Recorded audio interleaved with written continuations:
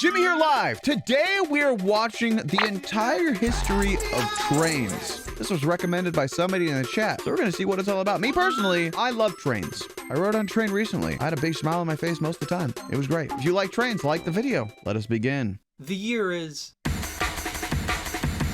definitely not 2024. Where? I don't know. Anywhere, really. People and goods are getting around using horses, ships, and their feet, but they're slow. Very slow. Very slow. The Greeks carved out a grooved trackway to transport boats on land with carts. It's almost like a railroad track, said someone from the future. A guy called the hero of Alexandria then discovered steam power. By heating up water, he generated steam to flow through pipes and make a ball spin. It was revolutionary, but some merely saw it as a toy with no practical purpose. Much later, the Germans realized that using timber rails could speed up the movement of wheelbarrows and mine carts over muddy terrain in the mines. Well, that sucks. Sick of floods in your mine? Try out Geronimo's steam-powered water pump, keeping your mines dry since 1606. Then Thomas Avery did the same thing, except more British. But the world was still too slow. British? I want to get from here to there and faster. But how? Jump. The whole way. Industrial Revolution. In one jump. What's that?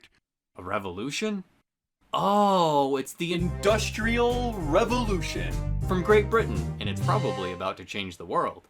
Inventors started thinking, well, those steam pumps were pretty cool, but what if I could make things move with steam? Using pipes, pistons, and valve gear, wheels could be turned by way of steam pressure created by boiling water in a boiler with wood or coal in a firebox. Experimental self-propelled steam vehicles started popping up here and there. Now let's meet Richard Trevithick. He created the Puffing Devil road locomotive. Does it ride on rails? No, but it was the first to use high-pressure steam. Yo, After a successful look at that run, thing. Trevithick and his friends went to the pub and then the engine exploded. After that kerfuffle, his Penny Darren locomotive made the first ever steam-powered railway journey on tracks in 1804. It broke the iron rails it rode on, but this was still a big step forward, leading to the Salamanca becoming the first steam locomotive. Isn't this insane, chat? This is only barely 300 years ago. If you think of the grand scheme of things, how far we've come in 300 years? Holy shit, man. To work for more than 5 seconds. George Stephenson and his son Sorry, Robert 200 said, years. Now watch this drive. And opened the Stockton and 200. Darlington Railway, becoming the first public passenger and freight hauling railway to use steam locomotives. Uh-oh, the Liverpool and Manchester Railway is about to open, but what are they going to use as power? They decided to have a competition to see which locomotive had the best speed and power. Get ready, set, go! Speed running has always been a thing, chat. Oh shit, they all died. broke except the rocket, as it reached a neck-breaking speed of 30 miles an hour. So the Stephensons were selected to build locomotives for the L&M, who went on to pioneer double-track main lines, signals, timetables, and carrying mail by rail. Meanwhile, in Hoboken, New Jersey, John Stevens built the first American steam locomotive and railroad to show Americans how cool trains were. It was a half-mile loop in his backyard. Yup, that's a stone. Specifically the first stone of the Baltimore and Ohio Railroad, the first common carrier railroad in the United States. There goes the Stourbridge Lion. It broke the tracks. Hey, it's the Tom Thumb. Broke after racing a horse. Okay, how about the best friend of Charleston? All our trains keep blowing up. Robert Davidson built the first electric locomotive, but it kinda sucks and was destroyed by steam locomotive crews. Nations across the world began having their baby's first railway moment, especially in Great Britain, but they couldn't figure out which track gauge to use. People were finally seeing the value in railways moving people and freight at faster speeds and higher quantities than a horse could, but canal owners didn't. You're taking our jobs! May the devil curse your wretched machine! Okay. Then the two realized they could work together.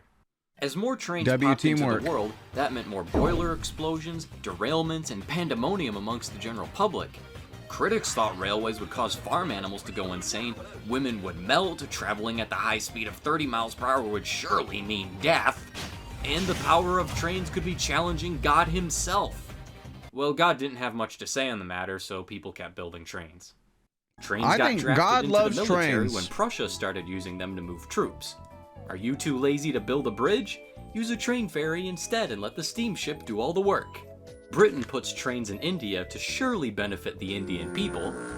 The Australian colonies start building railways, but just like Big Brother Britain, can't figure out which gauge to use. Their lead engineer said, let's use the Irish gauge. Then he left after his paycheck got cut, and then the second guy said, let's use standard gauge. Brother Britain sent a letter saying, hey, you guys should probably just use one track gauge. But the message took forever to arrive, and later the other colonies started using Cape gauge. Surely this won't cause future problems. London is getting so crowded they built an underground railway and basically popularized the subway and rapid transit to move a lot of people really fast. Smart.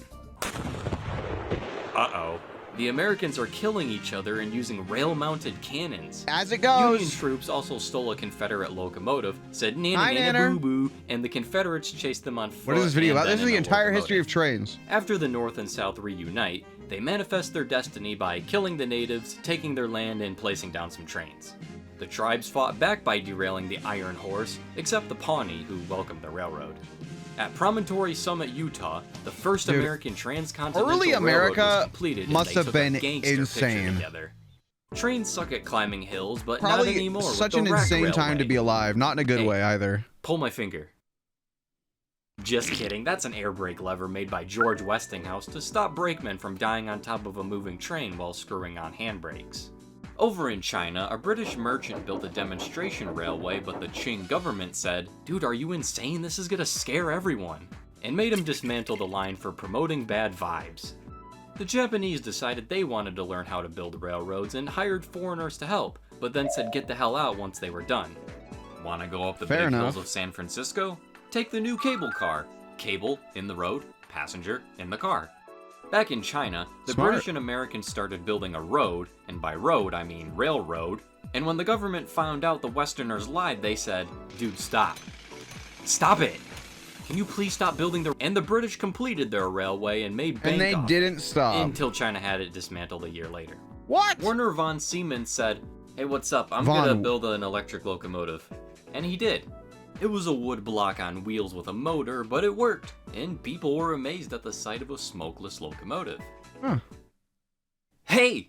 Don't touch the track! Do you want to get electrocuted? Because Berlin just opened the first electric tramway. It created an electric current from the steel rails through the wheels and into the motor. No more stinky horse required. Would you like to go to Paris to Constantinople in style? Hop on the Orient Express, hosting sleeping cars and exquisite dining options. The US and Canada got fed up with cozy, I'm not trains gonna running lie. into each other and got federal time zones instated to simplify Chat, timetables. when I went to Japan and I took the Shinkansen, which is the bullet train, I'm not gonna lie, that was one of my favorite moments out in Japan. Something about being super cozy and traveling super fast across the landscape is like, there's almost no better feeling, man. It's so freaking nice. So good. Europe is hungry for a piece of African pie, and by piece I mean the whole continent, and put a bunch of trains there to extract natural resources while quelling the natives.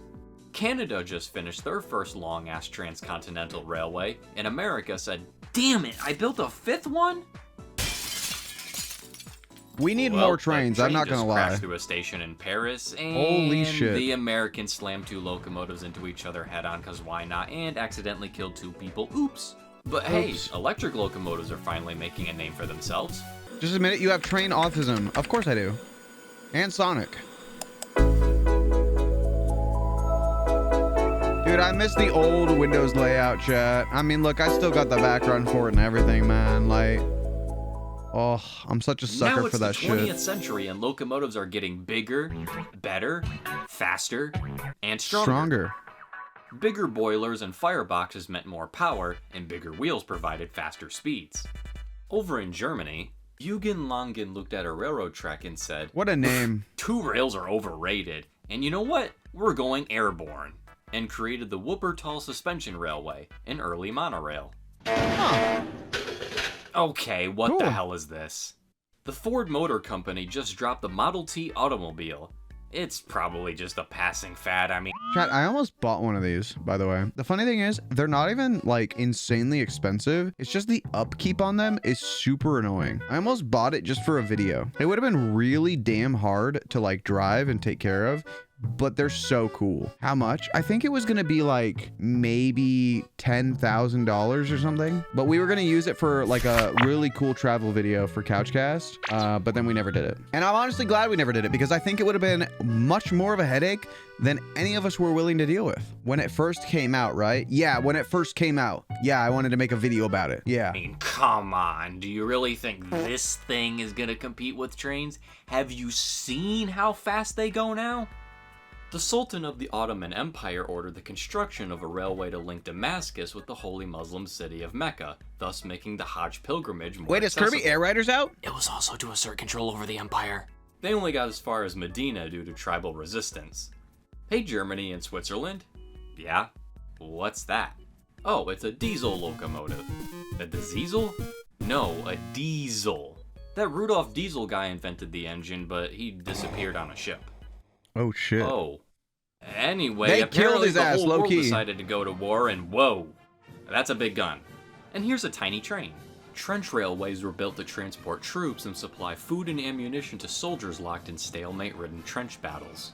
Badass-looking armored trains with guns also made an appearance here. Those look fucking While fighting sick. on the Eastern Front, Russia finally finished the Trans-Siberian Railway, linking the isolated Siberia with the rest of the country, and America nationalized their railroads and started pumping out standard designs left and right to support the war effort. Alright, the war's over. Hopefully that won't happen again. American locomotives are getting big, thanks to larger fireboxes and superheaters. Also, they denationalized. Here's your railroads back. Thanks again, pal. What the fuck? Britain just grouped 120 railways into 4, and the economy just crashed. Shit. The Great Depression hits railroads hard, and people start hopping freight trains to find work in new towns. People are also hopping into automobiles more often as road networks improved and expanded, spelling the eventual demise of many interurbans and tramways. Meanwhile, Soviet engineers copied America's homework and made something bigger and also worse in every way. Whoa! What was that? It was Flying Scotsman, the first steam locomotive to reach 100 miles per hour. Oh, These two might say shit. otherwise, though. While everyone is still depressed, designers fell in love with Art Deco and streamlined a bunch of trains to make them look more modern and aerodynamic. Ooh, those Jesus, look kind of nice, Trains are chat. going so fast now. The London and Northeastern's Mallard set a speed record for steam at 126 miles per hour, but it broke itself in the process. Oh. Still pretty cool though. Back in the US, steam locomotives are going strong and it... Knock knock. It's the diesel locomotive.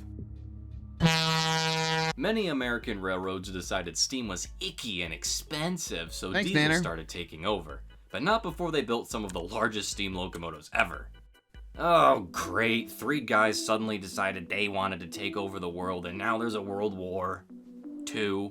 Railways play a major role in transporting troops and supplies and prove to be a critical target for bomber planes. Oh. Armored trains Not and the huge railway trains, guns are man. deployed into service, while the Not the Nazis used trains trains. for inhumane purposes. The invading Japanese Empire starts construction of the Burma Railway, and by that I mean they forced abducted civilians and allied prisoners of war to build the line Son to of a supply bitch. Japanese forces. Britain uses its trains to evacuate women and children from bomb-targeted cities to rural housing and camps, while Londoners take shelter in subway stations during the Blitz. Around the war's end, a Reverend Wilbur Awdry imagines sentient trains with faces and publishes his first of many children's Woo! books. Thomas! Remember him later. British railways became British Railways, but the Tally-Flynn Railway wasn't included because they kind of forgot about it.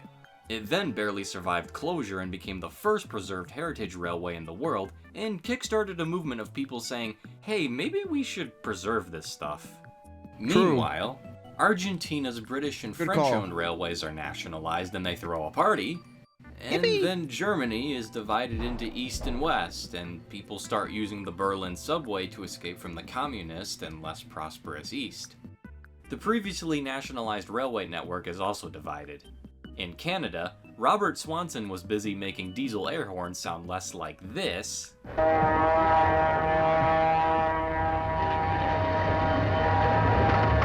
That's kind of and more like terrifying. this. That's a little better.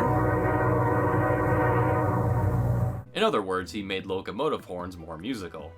This truck trailer is pretty cool, but I wish it could ride on railroad tracks. Nice. Nice. Oh, hey America, He copied how's it me, going? man. Oh, we're doing great. And this here's the love of my life. That's cool, but what happened to the train? The what? Passenger trains were starting to fall out of style as highways and airlines took over the public's fascination, leaving inner urbans nearly extinct. Ouch! Dr. Richard Beeching just took an axe to Britain's railways. We should have built more trains, chat. Colonized, continues declaring independence, thus taking control of their railways, and then Mauritania builds a railway in the middle of nowhere to get some iron. On August 20th, 1963, the 1,000,000th carload of lettuce departed from the Salinas-Watsonville shipping district in California. Lettuce. A period of modernization hits the world's railways with dieselization, electrification, and other new rolling stock. And then Japan one-ups everyone and builds the first high-speed exclusive rail line. Wow, that's really fast, said everyone, kinda envious. We gotta make our own super cool fast train. British Rail sends over 200 retired steam locomotives to Barry's scrapyard. But most of them are saved by rail fans for use or display at heritage railways. Hell yeah. Let's check in on the United States. Oh, what the hell? And you got another one in the back? Two American railroads that wanted each other dead just merged, creating one of the largest networks. If only America had a better freaking train system. And now their trains derail every 3 feet. Penn Central appeals to the government for help, but it doesn't come in time. Penn Central basically I think had that's no intentional, money for the basic Warzone. upkeep of their railroad. They also ruined the Bangor and Aroostook Sticks potato shipping service. Insulated boxcars with heaters ran out of fuel while waiting to be interchanged by Penn Central, thus causing the potatoes to freeze in the cold winter weather and spoil. Then we're stuck in here. Barnacles! Several potato farms went out of business, and those that survived never returned to the railroad again, Thanks, Fitzy. instead going with trucks. Good job, Penn Central. Nationwide passenger services were on life support, infrastructure was crumbling, and the public was fed up. This sucks. The government replied, okay, fine, you want your stupid little passenger trains? Here, take this, you frickin' nerd. And they create the nationalized passenger railroad Amtrak to fail. But then it doesn't and saves passenger trains. Nice. I took an come Amtrak on, recently. I thought we were done with the explosion. Just after 8 yesterday morning, somehow a fire started in the huge Southern Pacific switchyard just south of Roseville. Oh, shit. That's not good. Flying Scotsman has the worst vacation ever after traveling to America and almost getting scrapped. The curtain finally falls on the majority of mainline and industrial steam locomotive operations as they're phased out across the world in favor of diesels and electrics. Rhodesia wants some diesels, but the United Nations said no. What did they do? They put on Drake Bell's I Found a Way and illegally imported locomotives from an undisclosed source. The Smithsonian Institution pulled great-grandpa out of retirement to celebrate his 150th birthday, thus making John Bull the oldest operating steam locomotive and self-propelled vehicle in the world. Look at him go. Ding dong, it's the future, and they have floating trains in England. The Birmingham maglev uses repelling magnets to make the train hover. That's sick. Remember Reverend Wilbur Awdry? Well, his books just got made into a TV show that may or may not become a children's show empire, and one of the reasons you're watching this video. Debbie show. The US and Soviet Union are still paranoid of each other, so they built some mildly inconspicuous rail cars and trains where nuclear missiles could be launched from. Just in Inconspicuous. In Canada, the government slashes the ever-living hell out of Via Rail's budget year after year, forcing them to cut half their services.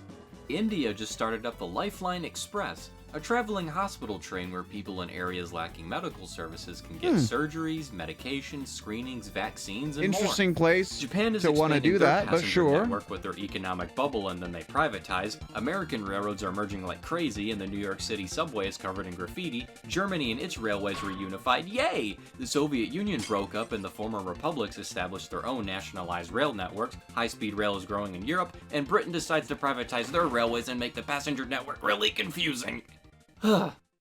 Intermodal container trains are really popping off now, allowing for a more streamlined transfer of freight across the world.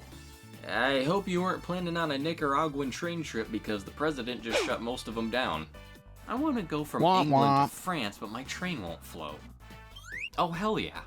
Now, if I had a nickel for every underwater rail tunnel that was opened in 1994, I'd have 2 nickels, which isn't a lot, but it's weird that it happened Chat, twice. are you guys China scared builds of like one the the idea of traveling under like large bodies of water? Because that kind of like gets to me sometimes. Like if I'm doing something like that and I'm like, I know that I'm just underwater, it's kind of freaky, man. I ain't gonna lie. No less than the flying metal tube. I mean, yeah, being in a plane, if you really think about it, it's kind of scary too. But like, there's something more like suffocating to me about being like underwater. World's last revenue-earning steam locomotives. And then the government put their foot down and started investing billions upon billions of dollars to bring the country's railways into the high-speed age. Hey guys, check out my new bullet train. It goes 150 miles per hour, said Amtrak, unveiling America's first proper high-speed train set. Now, Europe and Asia, don't laugh. It sure is nice riding on Swiss Federal Railways in the year 2005. Hi, Squidward. A short circuit shut down the entire Swiss railway network for nearly 4 hours, but they recovered by the next day. Ever wanted to share videos of the trains you've seen? With YouTube, now you can. China Railways QJ number 7081 pulls the world's last regularly scheduled steam-powered passenger train. 7081 would later be acquired by the Iowa Interstate Railroad in America. There goes France setting a new speed record for trains at 357 miles per hour. And then the British forgot what century it was and built a new steam locomotive for fun. Russia went north to the northern north to build the northernmost railway in the world to get some natural gas. In the north. Let's see how Japan's doing. Wow. Hopping off. They really like trains. Also, they have the fastest train in the world now. How fast? At least 10 miles an hour. Step aside, Trans-Siberian Railway. The Yiwu to Madrid railway line just became the longest in the world by completing its first successful round trip, clocking in at 16,156 miles. That's like a Big few Boy miles. makes a comeback. No, the other Big Boy. Union Pacific restored number 4014 to operate an excursion service, making it the largest and most powerful operating steam locomotive in the world. Light rail and other new passenger train systems are on the rise across the world. Oh, I've been to those in Australia. Hey, these train things are pretty cool.